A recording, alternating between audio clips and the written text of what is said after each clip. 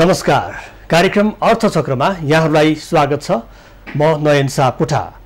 आजको कार्यक्रममा हामीसँग कुराकानी गर्नको लागि स्टुडियोमा उपस्थित हुनुहुन्छ नेको इन्सुरेन्सका प्रमुख कार्यकारी अधिकृत CEO अशोक खड्का।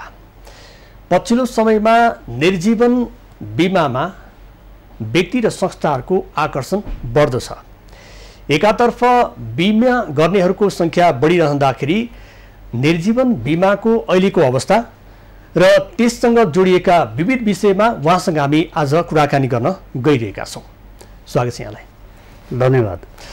अब यो बिमाको कुरा म एकैछिन पछाडि यहाँसँग सोध्नेछु। सर्वप्रथम त जुन आर्थिक परिदृश्यमा बिमा कम्पनीहरूको भूमिका पनि महत्त्वपूर्ण छ र अहिले चाहिँ देशको आर्थिक अवस्था अलिक बिग्रिएको भनेर धेरै कोणबाट चाहिँ बहस र विश्लेषण भइरहेको छ। सूचकहरू पनि विभिन्न सूचकहरू ओह्रालो लागेको कुराहरू हामी सुनिरहेका छौँ।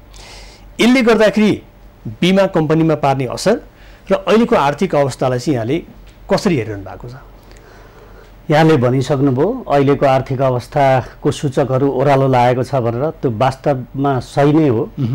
यो हाम्रो लागि चिन्ताको विषय, समग्र देशकै लागि चिन्ताको विषय हो। राष्ट्र ब्याङ्कले भर्खरै जारी गरेको मोनिटरी पोलिसीमा पनि कर्जाको वृद्धि 12% भनेर जुन राखिएको छ, त्यो भन्न खोजेको के हो भनेदेखि कर्जा नदेऊ है। किनभने 12% त ब्याजैले क्यापिटलाइज भएर जान्छ भने कर्जा नदेऊ भन्न खोजेको हो। र त्यसले गर्दाखेरि समग्र आर्थिक अवस्थालाई हामी आकलन गर्न सक्छौँ। फरेन करेन्सीको सञ्चित घट्दो छ। नेपाल राष्ट्र ब्याङ्कले जुन जारी गर्ने मौद्रिक नीतिमा त्यस्तो किसिमको कडाइ छ। त्यसले गर्दाखेरि डेभलपमेन्टका प्रोसेसहरू सबै रुकेर जान्छन् भने आर्थिक अवस्था त त्यसैबाट हामी आकलन गर्न सक्छौँ। अब रह्यो बिमा क्षेत्रमा आर्थिक अवस्था जब सुध्रिँदैन अथवा आर्थिक कारोबारहरू ट्रान्जेक्सनहरू बढेर जाँदैन, बिमा पनि त त्यहीसँग रिलेटेड हो। बिमाले कुनै आर्थिक ट्रान्जेक्सन बढ्छ भने न बिमाको आवश्यकता पर्न जान्छ, नभए त आवश्यकता हुँदैन। कुनै पनि क्षेत्र फराकिलो जब हुन्छ त्यतिखेर बिमा गर्नुपर्ने आवश्यकता सिर्जना हुन्छ। किनभने त्यो आर्थिक क्षेत्र फराकिलो नभइकन त बिमा कम्पनीहरूले पनि काम गर्ने अवसरबाट वञ्चित हुनुपर्ने छ। हो, सही कुरा हो। अब यसमा चाहिँ नि हुन त हालसालै कोरोनाले पनि बिमालाई त असर गर्न गरेन विगतका दिनहरूमा हामीले हेर्दाखेरि, डाटा हेर्दाखेरि। तर अब हामी के देख्दैछौँ भने जब आर्थिक कारोबार वृद्धि हुँदैन अथवा इन्फ्रास्ट्रक्चर डेभलपमेन्टका कामहरू हुँदैनन् र नयाँ नयाँ प्रोजेक्टहरू आउँदैन भनेदेखि बिमाले पनि फस्टाउने मौका पक्कै पाउँदैन। अब एकातर्फ चाहिँ हामी आर्थिक क्षेत्रको कुरा गरिरहेका छौँ, अर्कोतर्फ हेर्ने हो भने ब्याङ्कमा तरलताको अभाव सिर्जना भइरहेको छ। एकातर्फ तरलताको अवस्था सिर्जना भएको कुरा हामी गरिरहेका छौँ, आर्थिक सूचकहरू घटेको कुरा गरिरहेका छौँ। तर वाणिज्य ब्याङ्कहरूले कमाएको नाफा हेर्ने हो भने फेरि एकदमै लोभलाग्दो छ, होइन? यो अवस्थालाई चाहिँ हामीले कसरी हेर्ने? तरलता एकातर्फ छ, फेरि वाणिज्य ब्याङ्कहरूले आर्थिक वर्षको नाफा उनीहरूले प्रस्तुत गर्दाखेरि छाती फुलाएर गरिरहेका छन्, होइन? यो खास के हो यो भन्ने एउटा वास्तविक अर्कै हो कि के हो? म पनि करिब 22 वर्ष जति ब्याङ्कमा जब गरेको हुनाले मलाई ब्याङ्कको त्यो अवस्था चित्रण गर्न खासै गाह्रो छैन। यस्तो अवस्थामा जब लिक्विडिटी टाइट भएको हुन्छ, टाइट भएको अवस्थामा लोन फ्लो हुँदैन। लोन फ्लो नभएपछि लोन लिने कस्टमर, कर्जा लिने कस्टमरहरूलाई ब्याङ्कले दबाब दिइरहेको हुन्छ कि तिमी त्यो कर्जा तिर भनेर। लिक्विडिटी कम्फर्टेबल भएको अवस्थामा त्यो दबाब हुँदैन र केही बिग्रिन लागेका कर्जाहरू अथवा चाहिँ ढिलाइ भएका कर्जाहरू, डिले भएका कर्जाहरूमा पनि दबाब हुँदैन। तर यस्तो अवस्थामा लिक्विडिटी टाइट भएको अवस्थामा चाहिँ अत्यधिक दबाब, प्रेसर ब्याङ्कले गर्छ र त्यो कर्जा चाहिँ फिर्ता लिन खोज्छ। तर त्यो भन्ने बित्तिकै त्यो अवस्थामा कसैले पैसा तिर्न सक्ने अवस्था हुँदैन। अनि ब्याङ्कहरूले के गर्छन् भने क्रमशः इन्ट्रेस्ट रेटलाई वृद्धि गर्छन् र उनीहरूले लिने डिपोजिट पनि हायर रेटमा हुन्छ तत्कालीन अवस्थाको। तर त्यो मात्रै समग्र डिपोजिट होइन नि। ब्याङ्कले इक्जाम्पलको लागि 5% लिएको डिपोजिट अहिले आएर चाहिँ 12%, 11% अथवा 10%मा लिँदैछ भने त्यो 10% र 5%को एभरेज न हो उसको कस्ट अफ फन्ड। तर उसले यो 10%लाई देखाएर लोन चाहिँ को रेट चाहिँ वृद्धि गरिरहेको हुन्छ र जसले गर्दा प्रफिट सुटअप भएर जान्छ। र यो नाफामुखी मात्र हुने त होइन नि त। कमर्सियल ब्याङ्कहरू कुनै पनि संस्था नाफामुखी मात्रै होइन नि त। यसले जनतालाई पनि हेर्नुपर्ने हो। तर उनीहरूलाई प्रेसर के हुन्छ भने लोन कसरी असुल उपर गर्ने, त्यो पहिलो थ्योरी भनेको कर्जाको के अरे ब्याज दरलाई वृद्धि, त्यसैले नाफा अभियसली वृद्धि हुन्छ र चार्जेसहरू त छँदैछन्। भनेको वाणिज्य ब्याङ्कहरूले एउटा चाहिँ उनीहरूको निक्षेपमा उनीहरूले आफू खुसी चाहिँ ब्याजको चाहिँ रेसियो चाहिँ बढाउँदै जान्छन् र ब्याज बढाउँदै जाँदाखेरि यता कर्जा लिनेहरूलाई पनि च्याप्दै जाने रणनीति अङ्गीकार गर्दाखेरि उनीहरूको नाफा बढ्नुलाई चाहिँ हामीले यसलाई स्वाभाविक मान्ने कि अस्वाभाविक मान्ने त उसो भए? वास्तवमा त्यो चाहिँ अलिकति अपर्च्युनिटीलाई उनीहरूले क्यास गर्न खोजेको भन्दा हुन्छ र केही त्यसमा कम्पल्सन पनि हो, बाध्यता पनि हो। उनीहरूलाई रिकभरी गर्नुपर्ने हुन्छ, कर्जा घटाउनु पर्ने हुन्छ, किनभने सिडी रेसियो मेन्टेन गर्नुपर्ने हुन्छ। तर त्यो भन्दै पनि अलिकति धेरै चाहिँ अपर्च्युनिटी लिएकै भन्नुपर्छ। त्यो लिनु जरुरी छैन। अहिले 10%मा रहेको एफडी हिजो 7%मा रहेको एफडी को समय एभरेज हेरौँ न, 10%मा केही लिएका हुन सक्छन्, 10 अरब 20 अरब, तर हिजोका डिपोजिट खरबमा भएका डिपोजिटसँग समायोजन गर्दा त त्यो त धेरै बढ्दैन नि कस्ट अफ फन्ड त। तर उनीहरूले त्यो 10%लाई देखाएर म 10%मा एफडी लिँदैछु भने तिमीलाई किन 13% चार्ज गर्दिन, यसरी प्लिड गरिराखेको हुन्छ र सेयर गरिराखेको हुन्छ। कस्टमर बाध्यता छ, उसलाई के बाध्यता छ भनेदेखि तिर्न सक्दैन, त्यो 13% एक्सेप्ट गर्नुपर्ने। भनेको अहिले चाहिँ वाणिज्य ब्याङ्कहरूको भूमिका चाहिँ उनीहरूको चाहिँ निक्षेप सङ्कलन गर्ने मात्रै नभइकन कर्जा प्रवाहबाट ब्याज कसरी चाहिँ बढी आर्जन गर्न सकिन्छ भन्ने लाइनमा उनीहरू गइरहेका छन्, जसको कारणले गर्दाखेरि आर्थिक क्षेत्रहरू अलिकति खुम्चिन खोजेको हो। व्यवसाय गर्नेहरू, उद्योग सञ्चालन गर्नेहरूले जुन रूपमा चाहिँ एउटा उत्पादनशील क्षेत्रमा चाहिँ उनीहरूको कर्जाको चाहिँ सदुपयोग हुनुपर्ने थियो, त्यो नभइकन अन्यत्र क्षेत्रमा गएर पो हाम्रो चाहिँ अहिलेको यो आर्थिक अवस्था अलिकति खस्किँदै जाने अवस्था। त्यसरी वाणिज्य ब्याङ्कलाई त्यो हिसाबले चाहिँ भन्न मिल्दैन। किन भन्न मिल्दैन भने उनीहरूले ब्याज बढाएर आर्थिक क्षेत्र खुम्चियो भन्ने होइन। लिक्विडिटी टाइट भयो, लिक्विडिटी टाइट हुने रिजन कहाँबाट भयो त? ब्याङ्कले गरेको त होइन त। ब्याङ्कले ओभरफ्लो गरेको कारणले लिक्विडिटी टाइट भएको होइन नि। इन्फ्रास्ट्रक्चर जुन डेभलपमेन्टका कामहरू चाहिँ कम भए, मार्केटमा जुन फ्लो हुनुपर्ने क्यास त्यो फ्लो भएन, त्यसपछि लिक्विडिटी क्रन्च भएको। लिक्विडिटी क्रन्च हुने बित्तिकै उनीहरूको बाध्यता के छ भने केही रेसियोहरू मेन्टेन गरेर राख्नुपर्ने हुन्छ। त्यो मेन्टेन गर्नको लागि पनि उनीहरूले त्यो कर्जा असुली गर्न बाध्य छन् र कर्जा असुली गर्ने पहिलो थ्योरी उनीहरूले कन्भिन्स गरेर इन्ट्रेस्ट रेट बढाइदिएर र त्यसरी असुल गर्दा गर्दै जब असुल हुन सक्दैन तर इन्ट्रेस्ट रेट उनीहरूको बढेको कारणले अलिकति प्रफिटमा पोजिटिभनेस आउनु स्वाभाविकै हो। तर त्यसले गर्दा आर्थिक क्षेत्र खुम्चियो भन्न चाहिँ हुँदैन। उनीहरू त गाइडेड त नेसनल पोलिसीबाट छन्, राष्ट्र ब्याङ्कको रेगुलेसनबाट छन्, अर्थ मन्त्रालयको पोलिसी कस्तो बनाउँछ उसले त्यसबाट भएको हुनाले उनीहरूले आर्थिक क्षेत्रलाई खुम्च्याउने गरी चाहिँ नि गरेको चाहिँ त्यो चाहिँ भन्न मिल्दैन। अब अहिलेको अवस्थामा चाहिँ यो अर्थतन्त्रमा राजनीति अलिकति घुस्न खोज्यो, एउटाको पक्षमा उसले चाहिँ पक्षपोषण गर्यो भन्ने आवाजहरू पनि हामीले सुन्यौँ होइन। यसबाट तपाईँ अनभिज्ञ हुनु जस्तो लाग्छ मलाई। कतिपय घटनाक्रमले त्यो प्रस्तुत पनि गरिसकेको छ। गभर्नर काण्डदेखि लिएर अर्थ मन्त्रालयमा बजेट बनाउने क्रममा के कस्तो चलखेल हुने रहेछ, सिसिटिभी फुटेजको प्रसङ्ग त अब एकातर्फ हेर्ने भने त्यो निरूपण भएको जस्तो देखिन्छ र पनि यसले केही न केही त समस्या पैदा त गरेको देखिन्छ पनि होइन। यहाँले चाहिँ के हेर्नुहुन्छ, राजनीतिले अर्थतन्त्रलाई आफू अनुकूल बनाउने कि देश अनुकूल बनाउने हो? अब वास्तवमा देश अनुकूल बनाउनु पर्ने हो राजनीतिले, तर राजनीति गर्ने व्यक्तिहरू पनि के अरे आकाशबाट सिधै आएका होइनन्, यही समाजबाट हुर्केका हुन्। बनाउने चाहना हुँदाहुँदै कतिपय अवस्थामा अब्स्ट्याकल्सहरू हुन्छन्।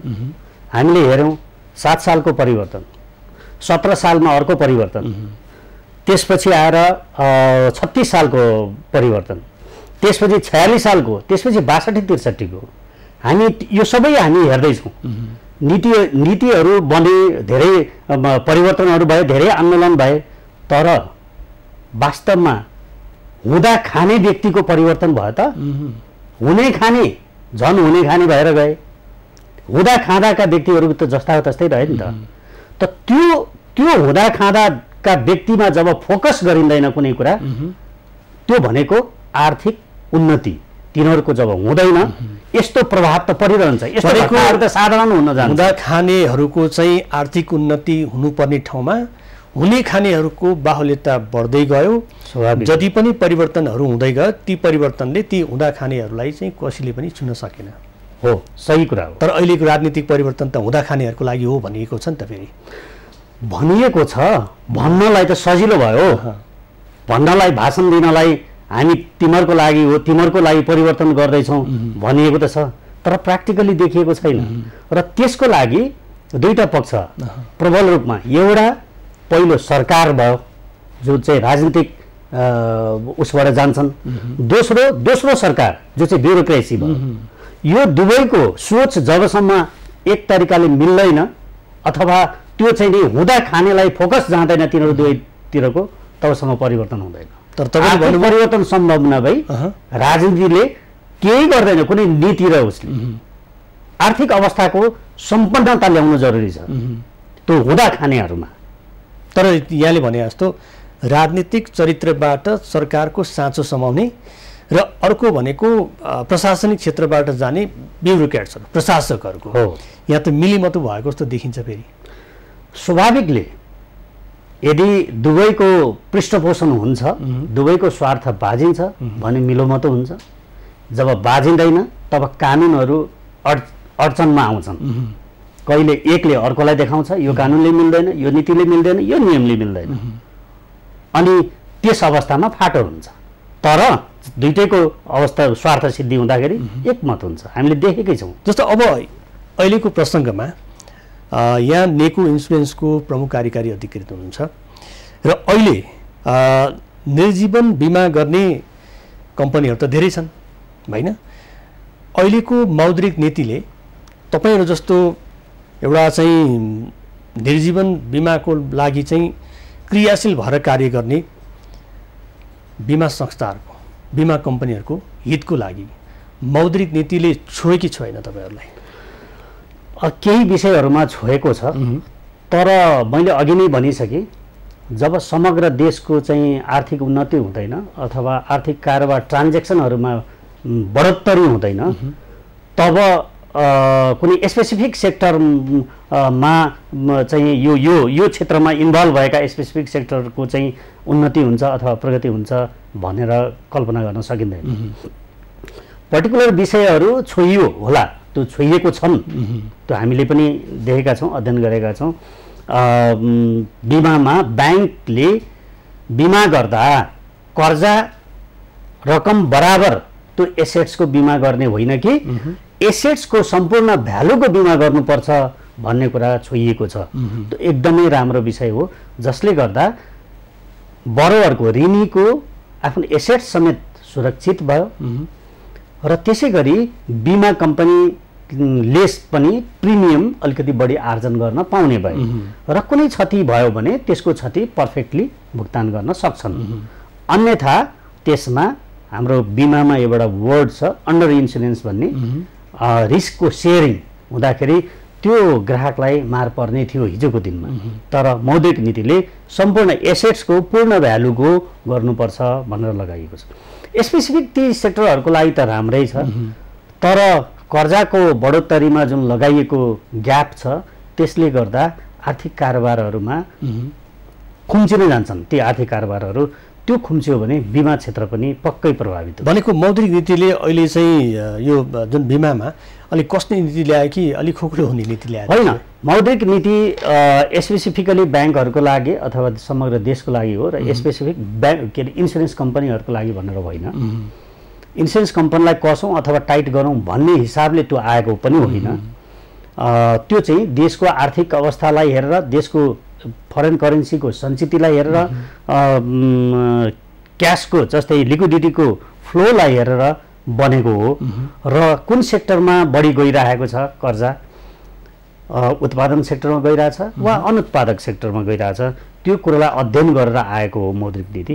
इन्सुरेन्स कम्पनीको लागि स्पेसिफिक भएर आएको हो। यो कुराकानीको क्रममा म एकैछिनमा चाहिँ जोड्नेछु।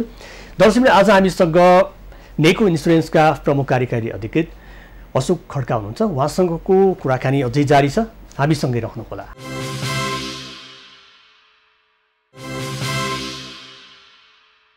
फेरि पनि स्वागत छ कार्यक्रम अर्थचक्रमा। आज हामीसँग नेको इन्सुरेन्सका प्रमुख कार्यकारी अधिकृत अशोक खड्का हुनुहुन्छ। फेरि स्वागत छ यहाँलाई। धन्यवाद। अब नेको इन्सुरेन्सले जुन एउटा चाहिँ निर्जीवन बिमामा आफ्नो उपस्थिति 20-22 वर्षदेखि गरिरहेको छ होइन, एउटा यो अवधिसम्म यो इन्सुरेन्स चाहिँ टिकिरहनु भनेको यसको चाहिँ औचित्यता होइन, यसको चाहिँ महत्त्व कति छ भन्ने कुरा समयले पनि निर्धारण गर्यो।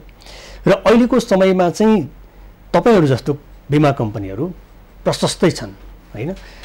आफूलाई राम्रो भन्ने दाबी गरिरहनु पर्दाखेरि चाहिँ निर्जीवन बिमा कम्पनी नेको इन्सुरेन्सले कुन नयाँ तरिका अपनाइरहेको छ जसले गर्दाखेरि चाहिँ बिमा गर्ने संस्था अथवा व्यक्तिहरू चाहिँ आकर्षित भइरहेका छन्? म 10 वर्ष अगाडि यो नेको इन्सुरेन्समा प्रवेश गरेको थिएँ। त्यतिखेर नेको इन्सुरेन्स निर्जीवन बिमा कम्पनीहरू 17वटा थिए र नेको इन्सुरेन्सको स्थान 15औं पोजिसनमा थियो।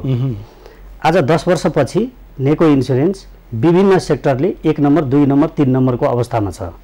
इन्डिकेटरहरू भन्दा टप 3 पोजिसनमा आज आफूलाई मेन्टेन गरेको छ।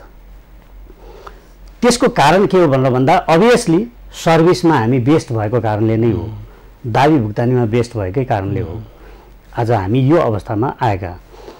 र हामीले नयाँ नयाँ डेभलपमेन्ट, नयाँ नयाँ न्यू प्रडक्टहरू जनतामा दिनुपर्छ भनेर भन्यौँ। तपाईँले कतिको सुन्नु भएको छ, हामीले स्पट पेमेन्ट भनेर 48 घन्टाभित्रमा क्लेमको भुक्तानी गर्नुपर्छ भनेर हामी विगत 5 वर्षदेखि लन्च गऱ्यौँ।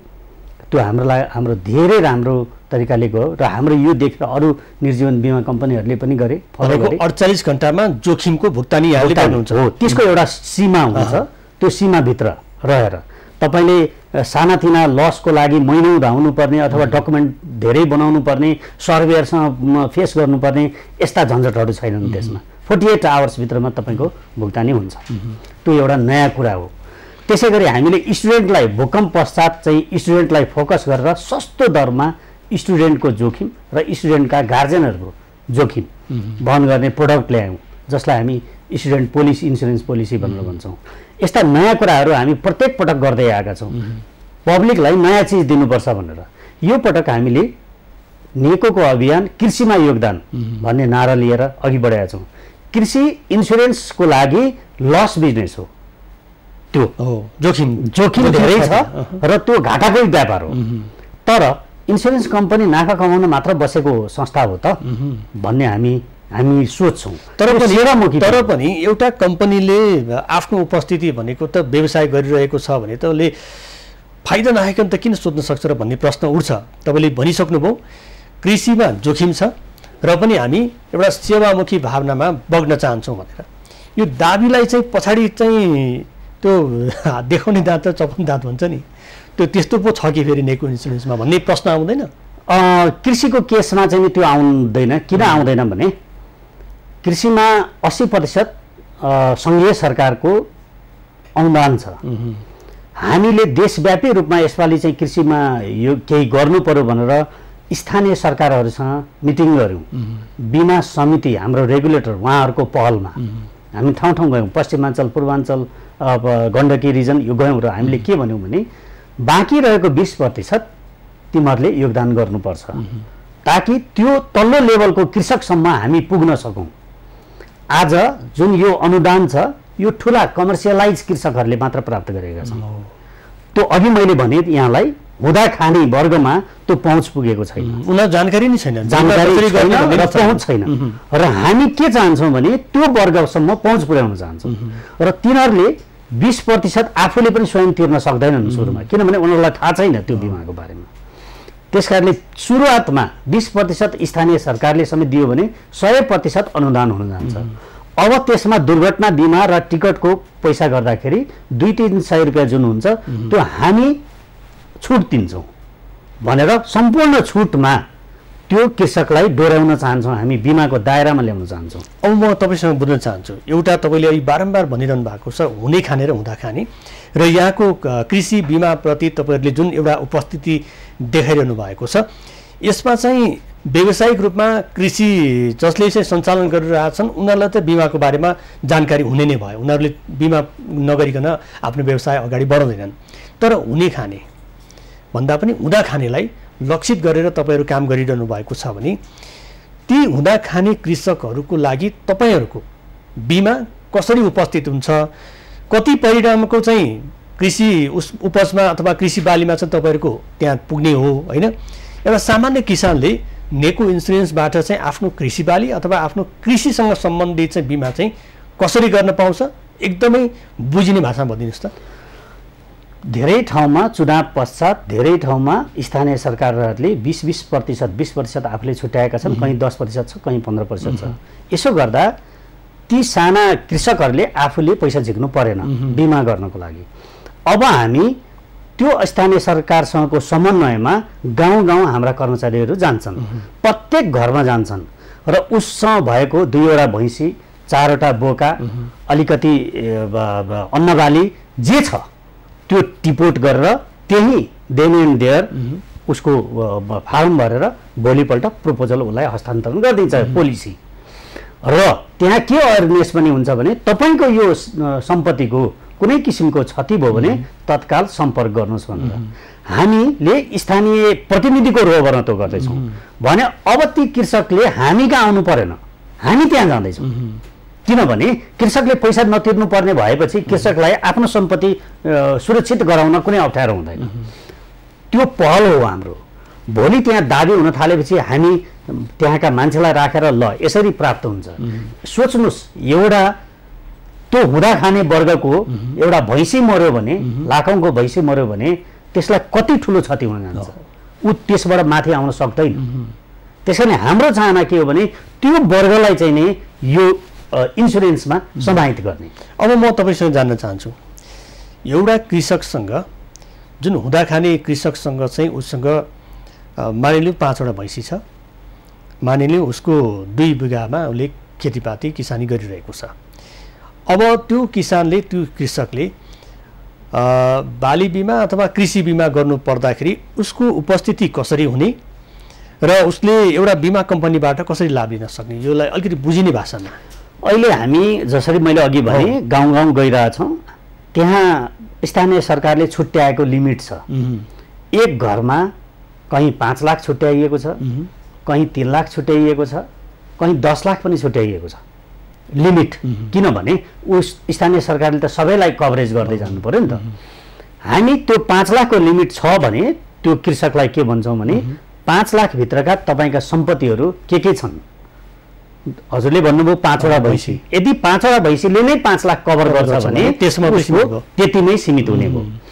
तर उसको चाहिँ 2टा भैँसी छ, 2वटा बोका छ, 1 बिघा जमिन छ अथवा 5 कट्ठा जमिनमा चाहिँ तरकारी खेती गरेको छ भने त्यो परिधिभित्र हामी सबै कभरेज गरिदिन्छौँ।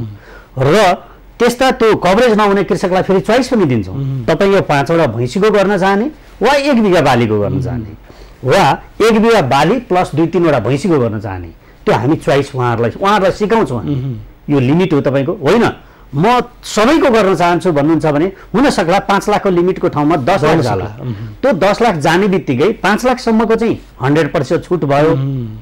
अब बाँकी 5 लाखमा 80% सङ्घीय सरकारको छँदैछ अनुदान भने 20% रकम चाहिँ उहाँले भुक्तान गर्नुपर्ने हुन्छ। त्यो हामी सिकाउँछौँ। भनेको अब यो जुन कृषि बिमा, पशुपन्छी बिमा लगायतका जति पनि यो निर्जीवन बिमाहरू छन्, यसमा चाहिँ यो क्षेत्रगत रूपमा चाहिँ यहाँले कसरी काम गरिरहनु भएको छ? कुन क्षेत्रमा चाहिँ बढी यसको चाहिँ आवश्यकता छ अथवा सबै क्षेत्रमा यसको आवश्यकता हो? होइन, यो सबै क्षेत्रमा यसको आवश्यकता छैन। यसो त इन्सुरेन्स बिमा जस्तो चिज हरेक ठाउँमा नै हुने हो, तर देशको समग्र परिस्थितिलाई पनि हेर्नुपर्छ। कृषकहरूले त्यो 20% पनि भुक्तान गर्न नसक्ने कृषकहरू छन्। हामीले कसरी गरेका छौँ भने जहाँ कृषि क्षेत्रको पहिचान भएको छ, जस्तै 2 नम्बर प्रदेश, पश्चिमाञ्चल, यी क्षेत्रहरू, पूर्वाञ्चलका केही भूभागहरू, तराईका भूभागहरूलाई अहिले बढी मात्रामा हामीले समेटेका छौँ। किनभने त्यहाँ धेरै कृषि हुन्छ भनेर तिनीहरूलाई इन्करेज गर्नु पनि जरुरी छ। र पहाडका चाहिँ नियर बाई यो जस्तै घाँसको हजुरको यो क्याटलहरूको बोकाहरू त्यस्तो पनि ठाउँ हामीले फोकस गरेका छौँ। तर पहाडका ठाउँहरूमा स्थानीय सरकारले अनुदानको व्यवस्था गरेको पाएका छैनौँ हामीले। तर तराईमा चाहिँ धेरै कन्भिन्स भएर त्यो अनुदानको व्यवस्था गरेका छन्।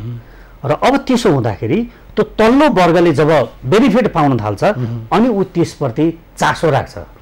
उसलाई कृषि उपज मेरो बिग्रियो, मेरो चाहिँ पानीले बिगार्यो अथवा बाढीले बिगार्यो भन्ने अब चिन्ता रहँदैन। भनेको यो इन्सुरेन्सको व्यवस्थाले गर्दाखेरि चाहिँ एउटा कृषकले जुन आफ्नो व्यवसाय गरिरहेको छ त्यसलाई पनि फाइदा पुग्ने भयो र अर्को भनेको जोखिम छ किन गर्ने भन्नेलाई पनि जोखिम भए पनि के भयो र यसले चाहिँ एउटा यताबाट चाहिँ हामीलाई सहयोग पुर्याउने रहेछ भन्ने उसले थाहा पाइसके पछाडि त उसको व्यवसायमा ऊ आकर्षित पनि हुने भयो। स्वाभाविक इन्सुरेन्सको भूमिका यही मात्रै हो कि अरू पनि छ? होइन, यो उसलाई अवेर गर्न खोजिएको के अवेर गर्न खोजेको भने तिमीले जुन कृषि पेसा अपनाछौ त्यसलाई अलिक डेभलप गर, अलिक डेभलप वेमा लग। त्यसलाई हामी सँगसँगै के गर्दैछौँ भने यहाँलाई जानकारी दिउँ, हामी कृषिलाई नै फोकस गरेर कृषकहरूलाई फोकस गरेर CSRको कार्यक्रम गर्दैछौँ जुन चाहिँ फ्रीमा उहाँहरूलाई। त्यो के हो भने आधुनिक कृषि कसरी गर्ने, परम्परागत कृषिले केही हुनेवाला छैन। धान मकै गहुँ उत्पादन गरेर देश कहिले उँभो लाग्नेवाला छैन। किनभने तपाईँ आश्चर्यमा पर्नु होला, 1 बिघा धान कसैले 1 बिघामा धान उत्पादन गर्छ भने उसले 1.5 लाखभन्दा बढी 2 लाखभन्दा बढी कमाउन सक्दैन। मैले एउटा सामाजिक सञ्जालमा देखेको थिएँ, 20 बिघा मैले चाहिँ कृषि गरेँ, अब आजदेखि मैले यो कृषि पेसा त्यागेँ भनेर आएको थियो। किनभने त्यो परम्परागत कृषिमा छैन केही पनि बेनिफिट। त्यसलाई आधुनिक कृषिमा कन्भर्जन गर्नु पर्यो। त्यो कन्भर्जन गराउनको लागि हामी ट्रेनिङ दिन्छौँ। त्यो CSR हो हाम्रो। भनेको बिमा कम्पनीहरूले अब कृषिलाई एउटा चाहिँ पुनरुत्थान गर्नको लागि, पुनर्जीवन दिनको लागि परम्परागत कृषि प्रणाली होइन आधुनिक कृषि प्रणालीतर्फ लैजानुपर्छ भन्ने अवस्था आउनु भनेको त राम्रो होइन नि? होइन, राम्रो होइन, राम्रो हो। किन भन्दाखेरि अब तपाईँहरूको कार्यक्षेत्र भनेको त एउटा बिमाको कार्यक्षेत्रभित्र पर्दछ। तर त्यो काम गर्नको लागि त हामीसँग मन्त्रालय छ, हामीसँग विभाग छ, हामीसँग अरू छ, होइन, निकायहरू त छ नि।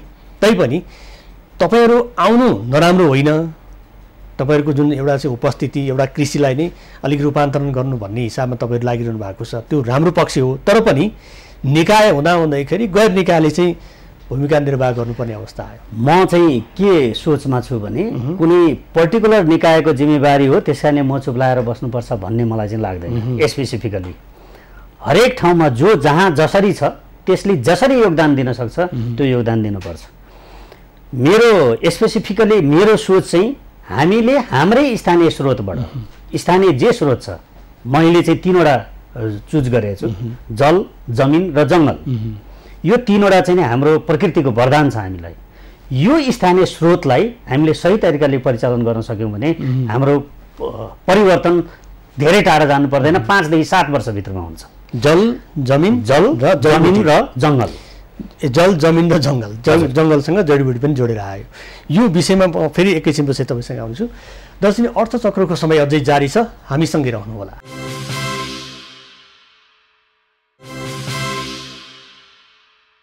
फेरि पनि स्वागत छ कार्यक्रम अर्थचक्रमा। आज हामीसँग नेको इन्सुरेन्सका प्रमुख कार्यकारी अधिकृत CEO अशोक खड्का हुनुहुन्छ। फेरि पनि स्वागत छ यहाँलाई। हजुर धन्यवाद। अब यहाँले जुन एउटा महत्त्वपूर्ण विषय उठान गर्नुभयो, एउटा चाहिँ कृषिमा रूपान्तरण गर्नको लागि एउटा जुन क्षेत्र, जुन तोकिएको क्षेत्र मात्र होइन अरू क्षेत्रले पनि यसमा चाहिँ हातेमालो गर्नुपर्छ भनेर तपाईँले जल, जमिन र जङ्गलको कुरा ल्याउनु भयो। कृषिलाई नै अलिकति फराकिलो ढङ्गले हेर्नुपर्छ भन्ने यहाँको विचारबाट बुझिन्छ। र पनि दुःखको कुरा के छ भने पहिले 2 खर्बको हामीले खाद्यान्न आयात गर्थ्यौँ, अहिलेको तथ्याङ्क हेर्ने पनि 4 खर्ब पुगेछ। यस्तो अवस्थामा हामी त झन् घटाउने भन्दा पनि बढाउनपट्टि लागिरहेका छौँ। अब तपाईँले खेलेको भूमिकामा यो कसरी म्याच हुनसक्छ भनौँ, संलग्न हुनसक्छ? पहिला त्यो कारण हेरौँ किन त्यस्तो भयो। पहिला उत्पादन धेरै हुन्थ्यो, हजुरलाई कतिको याद छ? धान चामल खरिद बिक्री केन्द्र भन्ने हुन्थ्यो, हामीले गाउँमा देखेको थियौँ। हामीले उत्पादन गरेको धान हामीलाई धेर भयो भने त्यो खरिद बिक्री केन्द्रले किन्थ्यो, त्यो गभर्मेन्टसँग रिलेटेड थियो। अहिले त्यो छैन। अब हिजो यति आयात गरेको थियौँ, आज त्यसको डबल गर्दैछौँ, भोलि ट्रिपल गर्छौँ, पर्सि 4 गुणा गर्छौँ। यदि हामी यही अवस्थाले जाने हो भने कारण हेरौँ। कारण कृषि पेसा गर्ने जब आर्थिक उत्थान हुँदैन, परिवारको हातमुख कसरी जोड्ने भन्ने जब चाहिँ मानिसलाई चिन्ता हुन्छ, कृषिमा जोखिम छ स्वाभाविक। कृषिको उत्पादनबाट पुग्दैन, नपुग्ने भएपछि परिवारको चल्दैन, गर्जो टर्दैन। अनि त्यो नभएपछि व्यक्ति के गर्छ? कमाउनतिर जान्छ। सारा युवा शक्ति विदेश पलायन भएर गएको छ। अहिले हेर्नुहोस् कृषि धेरै बाँझो छ, विभिन्न क्षेत्रमा तपाईँ गएर हेर्नुहोस् बाँझो जमिन छ, उत्पादन छैन। अनि केही रेमिट्यान्स आएको छ जसको भरमा हामी यहाँ फुलिरहेका छौँ बसेर। रेमिट्यान्स एकदम फेरि हामी चाहिँ विदेशी मुद्रा सञ्चित अहिले जति घटिया छ त्योभन्दा झन् घट्न सक्छ फेरि। अब त्यहाँ सोच्नु पर्ने चाहिँ हुने खाने वर्गले हो। अब के भनेदेखि भोलि त्यो हुने खाने वर्गको पैसा जस्ता तस्तै रहन्छ, खान पाउँदैन। हामीले देखेका छौँ त छिमेकी पैसा खान मिल्दैन। त्यसकारणले त्यो रेमिटेन्समा हामी फुइलाउनु हुँदैन। हामीले अब डिफ्रेन्टली सोच्नुपर्छ। किन हिजो कृषिबाट चाहिँ पुगेन त भन्दा हामी परम्परावादी कृषिमा थियौँ, त्यसलाई आधुनिकीकरणमा लानु पर्यो। मैले अघि इक्जाम्पल दिएँ, 1 बिघामा 1.5-2 लाख रुपियाँ चाहिँ कमाइ हुन्छ धान रोपेर भने त्यसको खर्च 1 बिघाबाट जोड्दाखेरि 10 गुणा कमाउने हुनु पर्यो। छ त प्रोडक्टहरू धेरै छन्, यस्ता प्रोडक्टहरू जुन चाहिँ हामीले डेभलप गर्न सकेका छैनौँ, अवेर गर्न सकेका छैनौँ कृषकहरूलाई। अहिले यहाँ व्यापक रूपमा कुरा आउँछ, एभोकाडोको कुरा आउँछ। एभोकाडो हामी कति महँगो किनेर खान्छौँ। हाम्रो इन्भाइरोमेन्ट यति राम्रो छ, पहाडमा सारा एभोकाडो लगाउन सकिन्छ। किवीको कुरा हुन सक्छ। त्यस्तै तराईमा ड्रागन फ्रुटको कुरा आउँछ। एकजना मन्त्रीज्यूले दाङमा मन्त्री छोडेर सबै चिज छोडेर उहाँले गर्नुभयो। हामीले यस्ता कुराहरू परिवर्तन ल्याउनु पर्यो नि त समाजमा, त्यो अवेर गर्नु पर्यो। र त्यो जब अवेर गर्न थाल्छौँ र उत्पादनमा जब वृद्धि हुन थाल्छ अनि त्यसले फरेन करेन्सी कमाइहाल्छ। अब अर्को कुरा चाहिँ के छ भने हामी एउटा चाहिँ सम्भावनाको कुरा हामी गर्छौँ होइन। कृषिमा आधुनिकीकरण गर्ने कुरा हामी गरिरहेका छौँ र कृषकले जुन उत्पादन गर्छ त्यसको बजारको कुरा चाहिँ कसैले पनि सोध्दैन। कृषकलाई ऋण दिनको लागि पनि बैंक तयार छन्, बिमा गर्नको लागि तपाईँ जस्तो इन्सुरेन्स कम्पनी पनि तयार छन्। तर जब उसले चाहिँ ऋण गरेर बिमा गरेर चाहिँ आफ्नो कृषि उपज उत्पादन गर्छ त्यसको बजार उसले नपाउँदाखेरि जहिले पनि पीडामा हुन्छ। अब यो समस्यालाई चाहिँ निराकरण गर्नको लागि कसले भूमिका खेल्नु पर्ला? नेपाल सरकारले भूमिका खेल्नुपर्छ। त्यसको एउटा सिस्टम छ, प्रक्रिया छ। म हेपेजार्डले कुनै चिज उत्पादन गर्छु भने मेरो पहुँच इन्टरनेसनल मार्केटसम्म नहुन सक्छ। त्यो बिचरा कृषकको पहुँच कहाँ इन्टरनेसनल मार्केटमा हुनु, उसको त त्यही आफ्नो वरिपरिको बजारसम्म पहुँच छ। तर नेपाल सरकारले त्यसलाई सिस्टमेटिकली लग्यो भने, जस्तै अब हुने खाने वर्गलाई लगेर कृषिसँग जोड्नुपर्छ। त्यस्ता धेरै छन्। यहाँलाई म 1-2वटा इन्फर्मेसन दिउँ। अहिले विभिन्न कम्पनीहरू स्थापना भइरहेका छन्। ती कम्पनीहरूले जग्गा पाइरहेका छैनन् तराईमा अथवा त्यो कृषि गर्ने ठाउँमा। त्यस्तोलाई के अरे यस्ता यो खेर गएका जस्तो उत्पादन नभइराखेर 100 बिघा 50 बिघा 200 बिघा 10 बिघा होल्ड गरेका तर ती विदेशमा बसेका अथवा चाहिँ कसैले जोथा अरू नै भएका त्यस्ता क्षेत्रहरू पहिचान गरिदिएर नेपाल सरकारले त्यस्ता व्यक्तिहरूसँग टाइअप गराउनु पर्ने हुन्छ। र त्यस्ता कम्पनीहरू जब गएर कुनै गाउँमा गएर चाहिँ त्यो कृषि आधुनिक कृषि गर्छन्, अभियसली अरू कृषकहरूले पनि त्यसको फलो गर्छ र त्यसमा एग्रिकल्चर कन्ट्र्याक्ट भन्ने पनि हुन्छ। त्यस्ता ठुला कृषकहरूले एग्रिकल्चर कन्ट्र्याक्ट गर्छन्। सबै कृषक ती साना कृषकहरूलाई बिउ, बिजन, मल, खाद अनि टेक्निकल सपोर्ट र ब्याङ्किङ सपोर्ट सबै दिएर किन्ने पनि एग्रिमेन्ट गर्छन्। त्यो एउटा सिस्टममा आउनु पर्यो, हेपेजार्डली होइन। भनेको अहिलेको अवस्थामा चाहिँ के छ? तपाईँले भन्नुभयो चाहिँ जोसँग चाहिँ लगानी गर्न चाहिँ ऊ योग्य छ, उसँग लगानीको वातावरण बनेको छ भने उसले जमिन पाउनु ठुलो कुरा भएन।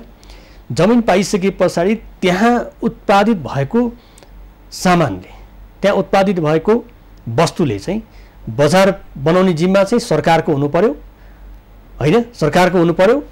त्यसमा सरकारले साथ दिएन भने कसले दिने भन्ने प्रश्न त उठ्छ। होइन, सरकारको कुनै भूमिका हुनु पर्दैन। यहाँ जस्ट समन्वयकारी भूमिका हुनु पर्यो, त्यति भए पुग्छ। जस्तै अहिले एकजना ठुलो व्यापारी पूर्वमा धेरै 100 बिघा चाहिँ जमिन लिएर कृषि गर्दै हुनुहुन्छ। उहाँसँग पहुँच छ, के पहुँच छ भने सबै चिज छ, ब्याङ्किङ पहुँच छ, इन्टरनेसनल पहुँच छ, गभर्मेन्टमा पहुँच छ, तर त्यहाँको वरिपरिको कृषकको पहुँच छैन। अब त्यस्ता कृषकहरू र ती ठुला जो व्यापारीले गर्नुभएको कृषि छ त्यो दुईजना बिचको समन्वय कसरी गराउने, एग्रिकल्चर कन्ट्र्याक्ट कसरी गराइदिने, ताकि त्यो साना साना कृषकले उत्पादन गरेको चिज पनि त्यही ठुलो व्यापारीले किनोस्। यदि उसले चाहिँ नि स्ट्रबेरीको खेती गरिरहेको छ भने अन्य कृषकहरूले पनि त्यसलाई फलो गर्छ, त्यो टेक्निकल सपोर्ट लिन्छ अनि त्यहाँ उत्पादन भएको चाहिँ त्यही ठुलो व्यापारीलाई बेच्छ। एउटा सर्टेन त्यो पनि अगाडि नै कन्ट्र्याक्ट हुन्छ। तर तपाईँले यसो भनिरहँदाखेरि चाहिँ जुम्लाको स्याउ त बोटमै कुहिरहेछ फेरि स्वाभाविकले। त्यो मैले त्यसैले त भनेको जब चाहिँ नि त्यहाँ ठुलो व्यक्तिहरूको जब ठुलो व्यापारीहरूको प्रवेश हुँदैन अथवा गभर्मेन्टले त्यो कुरालाई ध्यान दिँदैन तबसम्म त त्यो कुहिरै रहन्छ। भनेको जुम्लाको स्याउको बिमामा नेको इन्सुरेन्सको उपस्थिति कसरी हुन सक्ला त उसो भए? त्यहाँको कृषकले त्यो जुम्लाको स्याउको बिमा भइरहेको छ। जुम्लाको स्याउको बिमा अन्य निर्जीवन कम्पनीले गर्नुभएको छ। हामीले त्यहाँका चौरीहरूको गरेका छौँ, करिब करिब 3000 चौरीहरू जुन चाहिँ उहाँहरूको राम्रो सम्पत्ति मानिन्छ त्यो चौरीहरूको चाहिँ नेको इन्सुरेन्सले गरेका छ। भनेको तपाईँहरूको सहरमा मुखी मात्रै होइन, दूरदराजका चाहिँ आर्थिक क्षेत्रमा पनि यहाँको उपस्थिति हामीले गरे अहिले छ। अब चाहिँ यो जुन तपाईँले चाहिँ कृषिबाट यो आर्थिक परिवर्तन चाहिँ सम्भावनाको ढोकाहरू खुला छ भनेर भनिरहँदाखेरि हामीले बाँझो खेतको नि कुरा गऱ्यौँ होइन, कृषि उपजमा बिमा कम्पनीहरूले आफ्नो उपस्थिति देखाउने पनि कुरा गरिरहेका छौँ र पनि कृषकहरूले भनेको बेलामा चाहिँ एउटा आफ्नो लगानीको त्यसलाई चाहिँ जोखिम न्यूनीकरण गर्नको लागि चाहिँ समय पाइरहेका छैनन् भन्ने कुराहरू हामी सुनिरहेका छौँ। अब ती गुनासो सुन्नेहरूका तपाईँहरू कसरी पुग्नुहुन्छ? त्यो यो जुन कृषिको अभियान जुन यो वर्षदेखि हामीले सञ्चालन गऱ्यौँ, हामीले यसलाई 2 वर्षसम्म यो लसमा जान्छ, तत्पश्चात चाहिँ यो प्रफिटेबल हुन्छ जब सुस्फूर्त रूपमा कृषकहरू चाहिँ हामी कहाँ आएर बिमा पाऊँ भन्ने बिमा पोलिसी लिन थाल्छन् भन्ने हाम्रो प्लान हो। हामी हरेक कृषक कहाँ पुग्न नसकौँला त्यो छ, त्यो किनभने केही हाम्रा कन्स्ट्रेन्टहरू पनि छन्, रेस्ट्रिक्सन्सहरू पनि छन्, हामी पुग्न नसकौँला र तर पनि हामीले टार्गेट गरेका अघि मैले भनिसकेँ तराईका विभिन्न क्षेत्रहरूमा हामी पुग्छौँ। हामी त्यो जोखिमलाई तिनीहरूको न्यूनीकरण गर्छौँ, प्लस हामीले एड मार्फत पनि त्यो दूरदराजमा के बच्छ, एफएम बच्छ, रेडियो बच्छ अथवा टिभी हेरिन्छ, के हेरिन्छ त्यसबाट पनि हामीले एडभर्टिजमेन्टहरू गर्दैछौँ। त्यो प्लानमा छ हाम्रो र बिस्तारै उहाँहरू अवेर हुनुहुन्छ र नजिकको हामीले नेको इन्सुरेन्स मात्र भन्दैनौँ, कुनै पनि निर्जीवन बिमा कम्पनीमा गएर इन्सुरेन्स गर्न सकिन्छ अथवा त्यहाँ प्रब्लम भयो भने सिधै रेगुलेटरलाई सम्पर्क गर्न सकिन्छ। रेगुलेटरले तुरुन्त त्यो बिमा गर भन्ने कुराको निर्देशन हुन्छ। हुनसक्छ कहीँ कतै कसैले म गर्दिनँ भनिदिन सक्ला, म गर्दिनँ किनभने रिस्क छ, तर त्यो होइन। अहिले हरेक बिमा कम्पनी यो फलो गर्दैछन्, जाँदैछन् र अर्को वर्षदेखि तपाईँले देख्नुहुन्छ नेकोको अभियान कृषिमा योगदानको नारा त्यसपछि सबैसँग हाम्रो पनि अभियान हो भनेर आउँछ। हुन त यो अब सुखद अभियानमा अरूको पनि साथ र सहयोग भयो भने त देशकै मुहार त फेरि नै आर्थिक क्रियाकलाप बढ्दै जाने नै हो। अर्को एउटा प्रश्न चाहिँ जुन अब तपाईँसँग असम्बन्धित भए तापनि यही बिमासँग जोडिएको कारणले गर्दाखेरि जीवन बिमा र निर्जीवन बिमा जुन हामीले 2.5 करोड प्राप्त गर्ने प्रलोभनमा एउटा व्यक्तिको हत्या गरेर त्यसरी रकम असुलेको कुरा र त्यो सिआइबीबाट पक्राउ गरेको कुराहरू पनि हामी सुन्यौँ होइन। यो प्रिमियम पाउने आशमा जीवन बिमा होस् अथवा निर्जीवन बिमा होस् यसले चाहिँ आफ्नो सीमा नाग्नुको पछाडि चाहिँ के लोभ नै हो त उसो भए? सही कुरा, यो व्यक्तिको कुनै व्यक्तिको यो लोभै हो, लोभैको कारणले यस्तो भएको। इन्डियामा त यस्ता घटनाहरू नर्मल छन्। यसमा हाम्रो सर्वोदय अध्यक्षज्यू बिमा समितिको अध्यक्षज्यूलाई पनि जोडियो, तर त्यो होइन। रेगुलेटरको यसमा कुनै भूमिका हुँदैन। एउटा कुनै व्यक्तिको लहरमा अथवा उसले बनाएको प्लानिङमा त्यो काम गर्यो त्यसको अनुसन्धान पनि इन्सुरेन्स कम्पनीले हजुरले डकुमेन्ट हेर्नुभयो भने इन्सुरेन्स कम्पनीले रिपिटेडली सोधेको छ प्रहरीलाई कि यो सही हो यो के हो यसको भनेर त्यो इन्सुरेन्स कम्पनीलाई प्रहरीले सही हो भनेर पठाएको छ रिपोर्ट त्यसैले अब सिआइबीले त पक्कै अनुसन्धान गर्ला यो दुधको दुध पानीको पानी होला तर इन्सुरेन्स कम्पनीको पनि यसमा हात छैन अलिकति चाँडो हतार गरेर दियो कि भन्ने पनि कुरा हुन्छ तर जब ढिलो गरिन्छ नि बिमा कम्पनीले क्लेमै तिर्न चाहँदैन भन्ने रिमर आउँछ अब एउटा कुरा चाहिँ यसमा के देखियो भने यो घटनामा सँग जोडेर अब निजी बिमामा पनि त्यो नहोला भन्न त सकिन्न नि होइन एउटा लाभको हिसाबमा त जसले जे गरे नै हुने रहेछ भन्ने कुरा देखियो जुन एउटा बिमित हुने व्यक्ति छ त्यो व्यक्तिको आय स्रोत पनि हेर्नुपर्ने होला त्यो व्यक्ति कस्तो छ पनि हेर्ने होला आवधिक बिमामा उसले जति उसले प्रिमियम तिर्छ त्यसको आधार पनि हेर्नुपर्ने होला त्यहाँ घटना भनिएको त सुरुको किस्ता त अर्कैले तिर्दिएको होइन यस्तोसम्मको घटना बिमा कम्पनीहरूले गरिरहेका छन् भने त तपाईँहरूमा पनि केही न केही त दाग त देखियो नि होइन लाइफ र नन लाइफ फरक हुन्छ लाइफ इन्सुरेन्स चाहिँ व्यक्तिको बिमा भयो नन लाइफमा अब घर गाडी जग्गा जमिन अथवा एसेट्सहरू स्टकहरू व्यापारहरू त्यो चाहिँ नभइकन फिक्टिसियस रूपमा 10 करोडको बिमा गरौँ अनि त्यो क्लेम 10 करोड लिउँ भन्ने चाहिँ सम्भवै छैन नन लाइफमा यस्तो फ्रडुलेन्ट एक्टिभिटी बिमा गरेर कृत्रिम दाबी सिर्जना गरेर गर्ने त सम्भवै छैन यो असम्भवै हो करिब करिब किनभने तपाईँ घर नभइकन बिमा गर्नुभयो भने त्यो घरको फोटो तपाईँ दिन सक्नुहुन्न अर्कोको फोटो दिनुभयो भने तपाईँको त्यो घर त्यहाँ छैन भने त स्वाभाविक तपाईँले खोज्नु भएको चाहिँ जीवन बिमा र निर्जीव बिमा बिल्कुलै फरक हो जीवन बिमामा गरिने जस्तो प्रक्रिया चाहिँ निर्जीवन बिमामा हुन सक्ने सम्भावना न्यून हुन्छ एकदमै त्यो त क्लेममा दाबीमा 2 करोडको दाबीमा 3 करोड दाबी गर्ने अथवा 4 करोड दाबी गर्ने यो चाहिँ नर्मल फेनोमिना हो नन लाइफमा तर सर्वेयरले प्रोपर एसेसमेन्ट गरि नै हाल्छ तपाईँको 2 करोडको लस भयो 5 करोड दाबी गर्नुभएको छ भने सर्वेयरले त्यसलाई दुधको दुध छुट्याइहाल्छ पानीको पानी छुट्याइहाल्छ र तपाईँलाई नै उल्टै त्यो 2 करोडको दाबीमा कसरी 5 करोड भन्ने क्वेसन आउँछ अब चाहिँ समय सकिएको जानकारी आइसकेको छ अहिले चाहिँ अब बजारमा कम्पनीहरू धेरै छन् होइन प्रतिस्पर्धात्मक रूपको व्यवसाय छ तपाईँहरू पनि नयाँ नयाँ योजनाहरू चाहिँ ल्याउँदै हुन्छ जुन कृषिको योजना यहाँले प्रारम्भ गर्न खोजिरहनु भएको छ गरिसक्नु भएको छ अब के छ नेको इन्सुरेन्सलाई यहाँहरूले योभन्दा अझै फराकिलो बनाएर लाने योजनाहरू चाहिँ के छ कृषिलाई त यहाँले छोइसक्नु भएको छ अरू के छ त हामी प्रत्येक